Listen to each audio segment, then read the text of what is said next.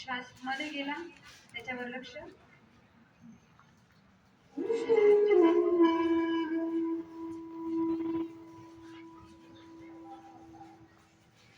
फक्त डोळे मिटायचे, डोक्यात कुठलाच विचार नाही.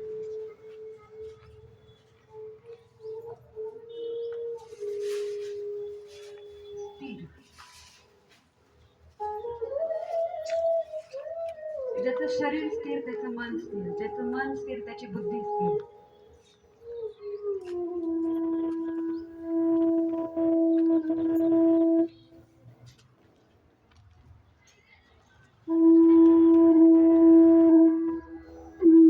फक्त मध्ये जाणारा आणि येणारा जो श्वास आहे त्या श्वासावर लक्ष केंद्रित करायचं.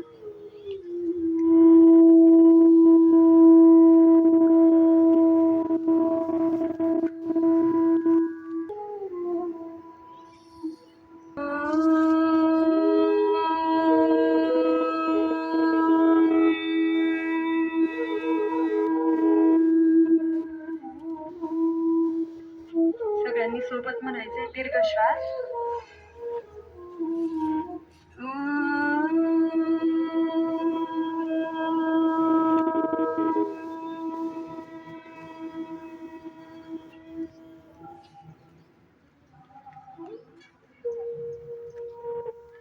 पुन्हा दीर्घ श्वास.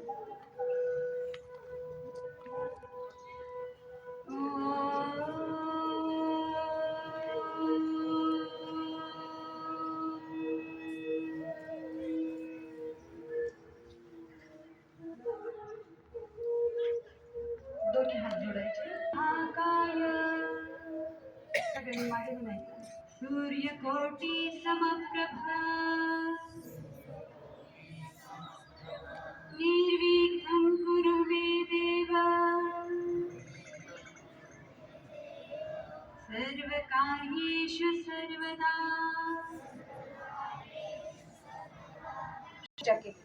मग आपल्या शास्त्रामध्ये येतं की आई ही पृथ्वीपेक्षा श्रेष्ठ आहे आणि वडील हे स्वर्गाहून सुद्धा महान आहे. जो आई आणि वडील या दोघांची प्रदक्षिणा करतो त्याला संपूर्ण पृथ्वीला प्रदक्षिणा केल्याचं फळ मिळतं.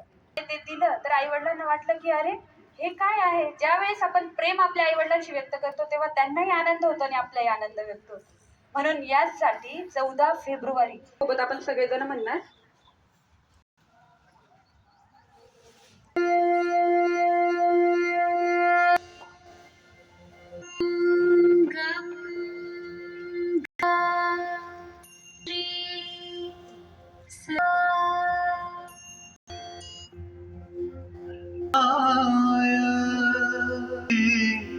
समावे देव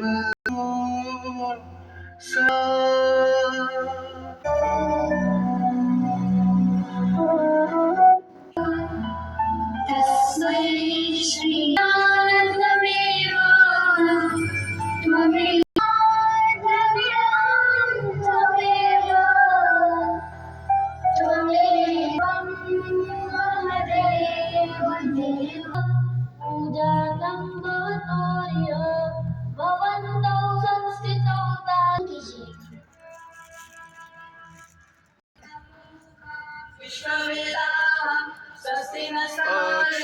अक्षरोरिष्टनेमि स्वस्ति नो बृहस्पतिर्दधातु. आई वडिलांनी सुद्धा मुलांना गंध लावायचा.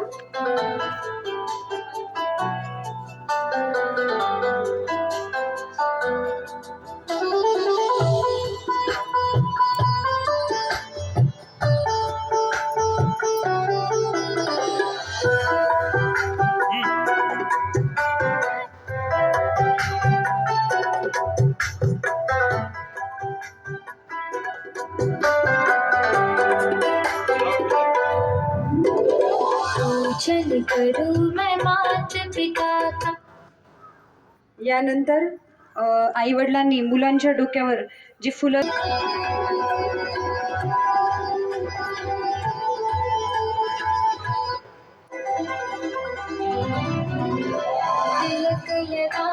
मुलांनी सुद्धा मुलांनी आई वडिलांच्या डोक्यावर टाका.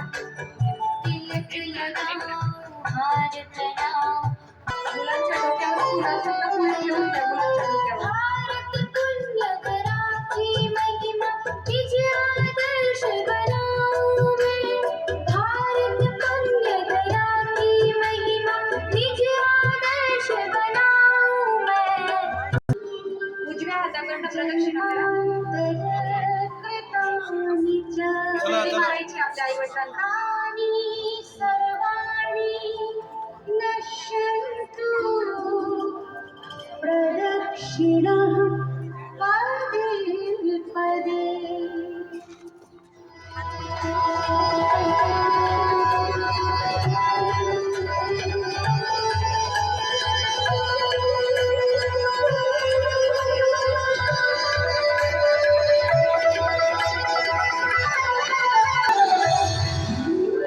शीश झुकाऊं फिर लग झुकाऊं फिर लग तन मन अर्पित से झुका. डोकं टेकवूनच ठेवायचं. अवधानशीलस्य नित्यं व्रतोपसेविनः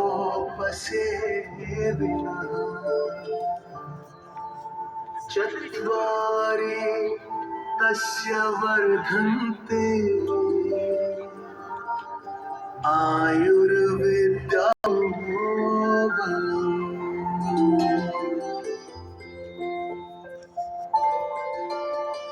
आता जागे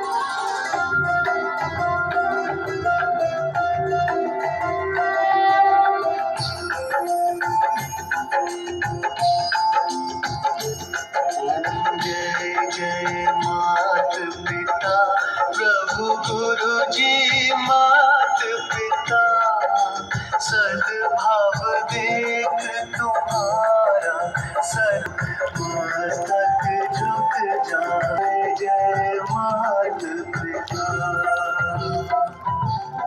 जय जय मात पिता प्रभु गुरु जी आता आई वडिलांनी मुलांची आरती करा. सद्भाव देख तुम्हारा मस्तक झुक जाता. जय जय मात उठाए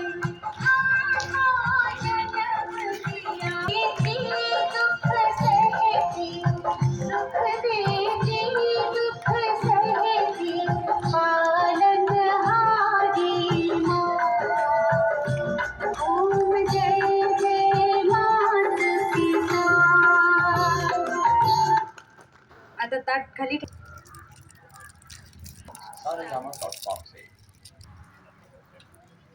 खाऊ घाला.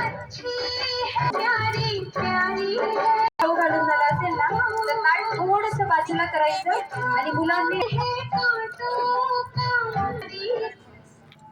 बघा आपल्याला सगळ्यात जास्त प्रेम करणारे कोण असतात आणि कुरवाळायचे आपण जे सद्भाव निघतो तो सद्भाव त्या मुलाला त्याच्या जीवनामध्ये कधीच काहीच कमी पडू शकत नाही.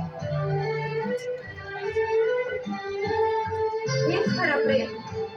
हा खरा प्रेम दिवस.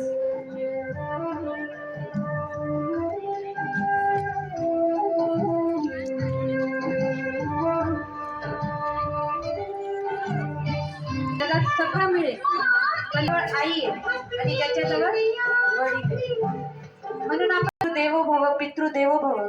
आचार्य कोणी आपलं एखादं मत व्यक्त करणार आहे का?